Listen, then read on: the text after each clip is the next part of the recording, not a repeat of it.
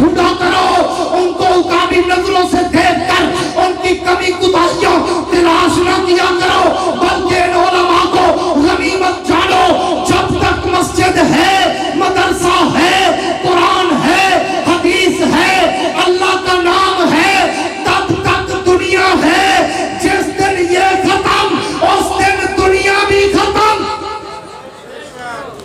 یہ میں حدیث کا ترجمہ کر رہا ہوں۔